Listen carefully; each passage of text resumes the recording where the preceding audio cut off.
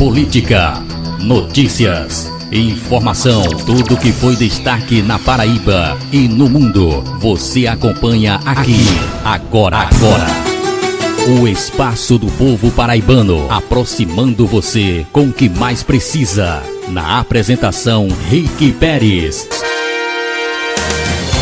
Está entrando no ar o Gabinete Paraíba.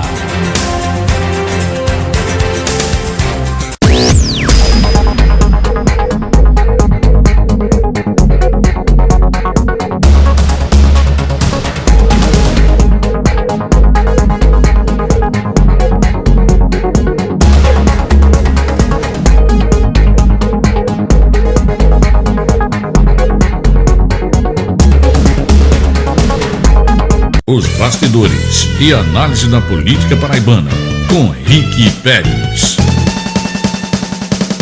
Direto ao ponto. A análise nua e crua dos fatos, com Alisson Calado.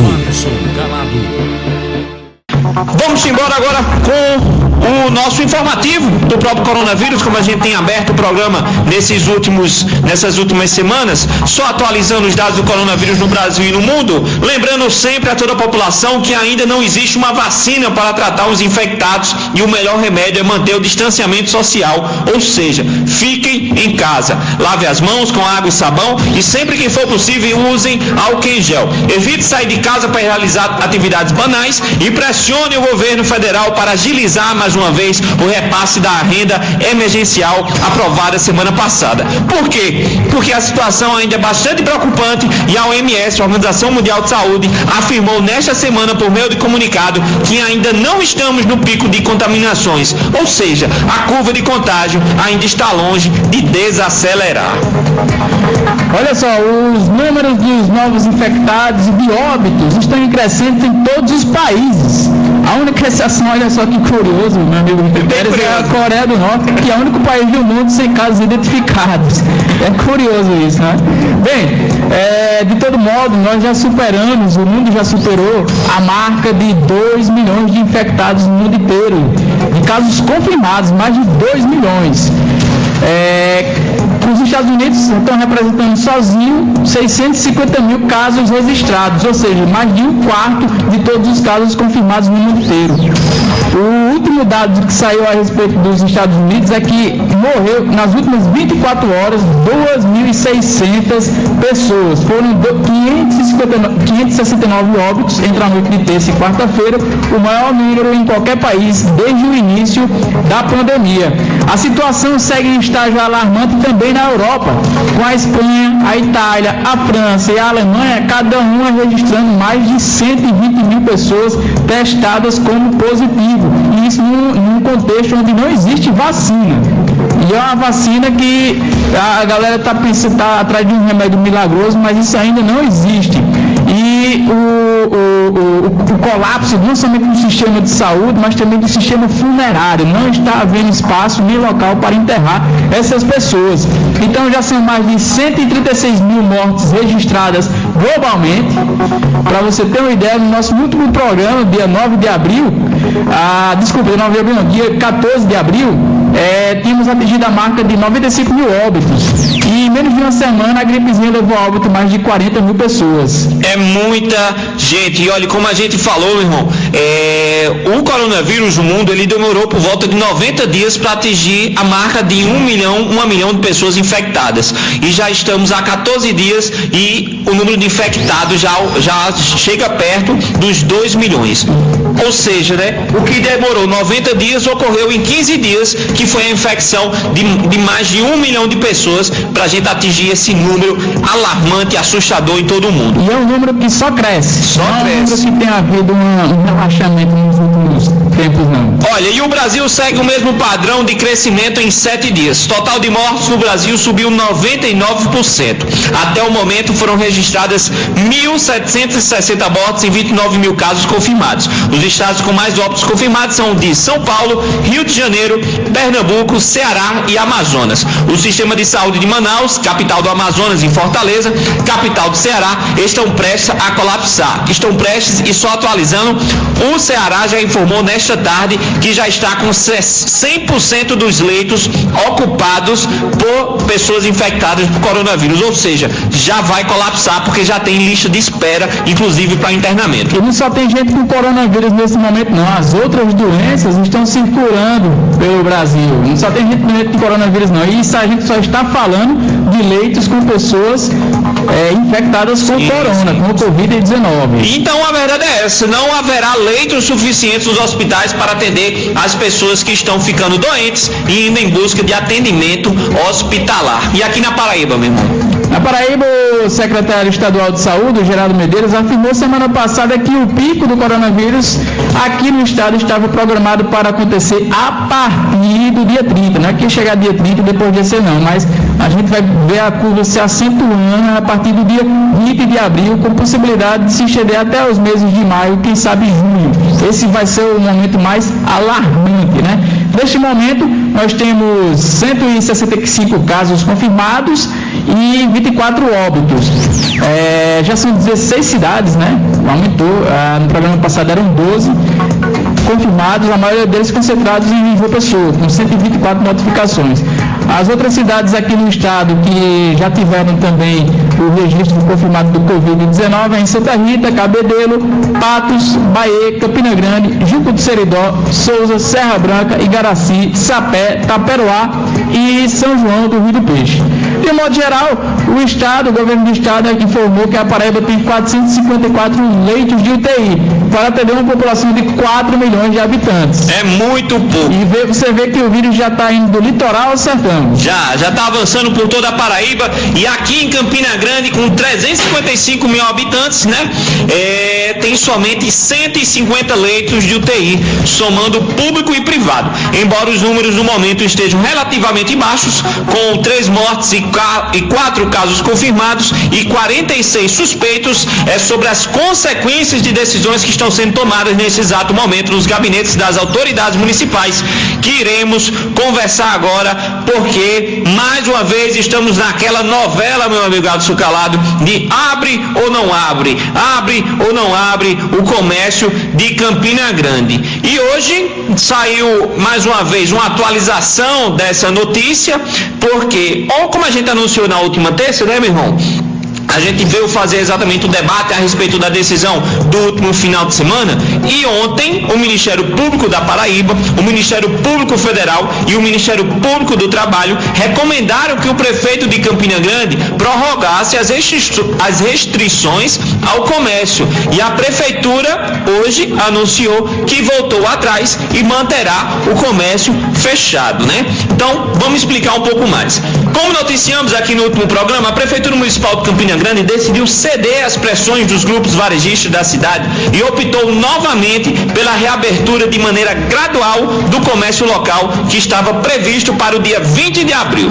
Não é a primeira vez que o Romero Rodrigues toma essa decisão para refrescar a memória do ouvinte. No final de março, também por pressão de um pequeno grupo de empresários, Romero havia decidido reabrir o comércio no início de abril, mas acabou recuando. E tal qual da outra vez, o Romero também tinha elaborado uma cartilha, né, para, digamos assim, educar as pessoas de como seria produzida essas medidas sanitárias e de segurança de forma gradual, né, que tinha o objetivo, lógico, de minimizar o contágio comunitário.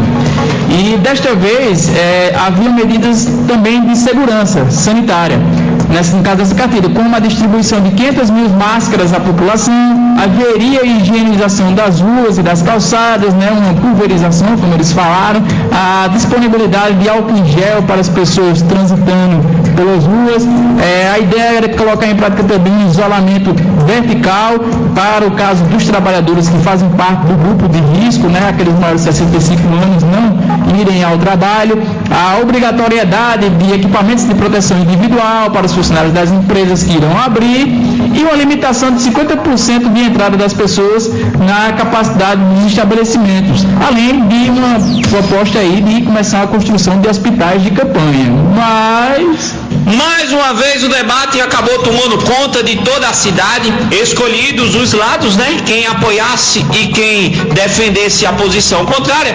Majoritariamente podemos perceber que a grande maioria da população se colocou contrária à medida e à decisão do prefeito Romero Rodrigues.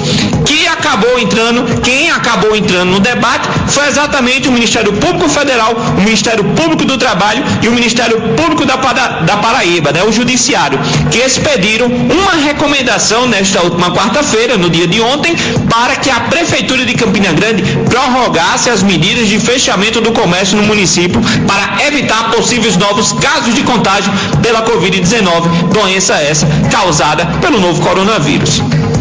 Pois é, e segundo a recomendação, né, do Judiciário, da união desses ministérios públicos, de um modo geral, né, enquanto a rede municipal de saúde não estiver completamente estruturada para receber pacientes de Campina Grande e municípios do interior, as medidas de isolamento social devem ser mantidas. Só para você ter uma ideia, meu amigo Rick Pérez, de Campina Grande recebe no mínimo pessoas de 70 cidades transitando aqui pela região. Isso diariamente. Em época do comércio aberto. Tá entendendo? Então, olha a gravidade da situação. Os órgãos apontaram, os órgãos do Judiciário, né, os Ministérios Públicos, que ainda não há dados precisos de que existe capacidade na rede municipal de saúde para atender vários casos da doença, que podem ser confirmados nos próprios dias. Uma última informação que a Prefeitura de Campina divulgou é que a nossa cidade só tem 150 leitos para cuidar de uma população de mais ou menos 400 mil habitantes. Sim. Então, imagina aí, só 1% dessa população contaminada por coronavírus. Será que vai ter 150 leitos suficientes para todos? Eu acredito que não. Mas, de toda forma, a recomendação ainda exigir que o prefeito de Campina Grande, a recomendação dos Ministérios Públicos, do Judiciário, exigir que o prefeito de Campina Grande, Romero Rodrigues, teria o prazo de até 24 horas para informar se acataria ou não a recomendação conjunta. O descumprimento das medidas poderia resultar em um ajuizamento de ação judicial. E foi isso que o prefeito acabou tomando. Assumiu uma medida e um posicionamento hoje, ainda pela parte do final da manhã, passada pouco menos de 24 horas, a Prefeitura de Campina Grande, através do Procurador-Geral do município, José Maris, em entrevista ao jornalista Marcos Silva, nesta quinta-feira, confirmou que irá acatar a recomendação expedida pelo Judiciário. O procurador comentou, abre aspas, quando aparece um parecer dessa forma, é acatar e abraçar com todo o carinho do mundo essas recomendações e dizer, vamos seguir isso aqui. Fecha aspas. Foi lindo, né? Poesia. Disse o procurador, né, José Maris. Sendo assim, o segundo recuo da Prefeitura de Campina Grande em torno da decisão de reabertura do comércio. Aguardemos também as cenas dos próximos capítulos. O que é que você acha desse balaio todo, meu amigo Adson Calado? Olha só, Rick Pérez, o que mais me preocupa dentro de toda essa história é justamente o sistema de saúde. A quantidade de leitos que a cidade tem disponível, que é somente 150, não é 150 mil, é 150. Uma população de 400 mil. O capital de Manaus, o Amazonas, Manaus, o sistema de saúde colapsou somente com 80 contaminados. 80 contaminados. Uma capital que com certeza é muito maior que Campina Grande. E eles já não sabem mais como reagir ante essa pandemia. Lógico, estão havendo estratégias, mas são justamente aquilo que a gente chama de gambiarra, né? Já que o Brasil, talvez nenhum país do mundo estivesse preparado, logicamente, para enfrentar uma coisa tão grave quanto essa.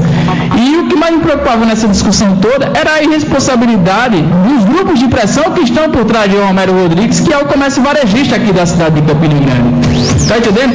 Não só o comércio, mas também o de transportes, que sempre foi muito forte e que sempre o prefeito baixou a cabeça e acatou sempre os empresários do transporte aqui. Pois é, esse grupo representa uma irresponsabilidade tão grande que estava pondo em risco não somente Campina Grande, mas também 70 cidades que frequentam o comércio da cidade, no cotidiano geral, né?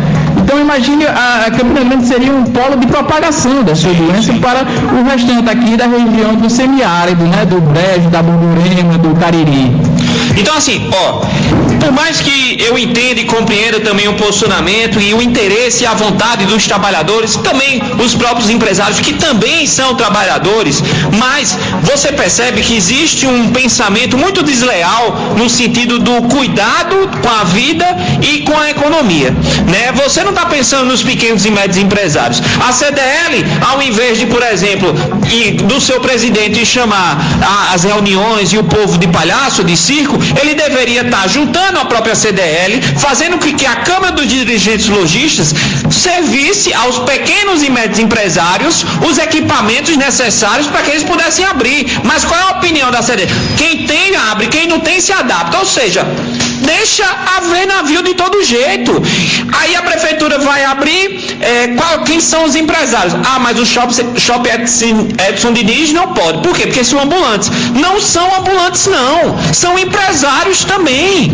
O Shopping Edson Diniz é um shopping popular, porque vende produto popular. Mas quem está lá é empresário também. Então, que medida é essa que está sendo tomada pela prefeitura? Só para favorecer os grandes empresários e os pequenos empresários. Pois é. E outra, não pense que o prefeito Romero Rodrigues recuou porque ele é bonzinho, não. Ele recuou porque o Ministério Público entrou com esse pedido, com essa recomendação, porque no último sábado também tinha saído uma decisão do STF dizendo que prefeitos e governadores que afrouxassem as medidas de segurança e que não garantissem o corpo necessário de cuidado para a população, eles poderiam sofrer processo de improbidade administrativa. O prefeito Romero Rodrigues, ele não pensou na população, ele pensou no próprio cargo, no próprio espaço dele, porque se dependesse dele, já estava aberto. Então, infelizmente, a gente ainda está nessa disputa que nós não deveríamos estar fazendo, nessa discussão que não leva a nada, porque o que a gente deveria realmente estar discutindo é os cuidados, a saúde e a vida da população de Campina Grande. E a gente está perdendo tempo com essa disputa, com essa deslealdade desse debate e, infelizmente, estamos a ver navios e numa situação realmente de crise, não só pela pandemia, mas também por toda essa situação política que a gente discute aqui no nosso município.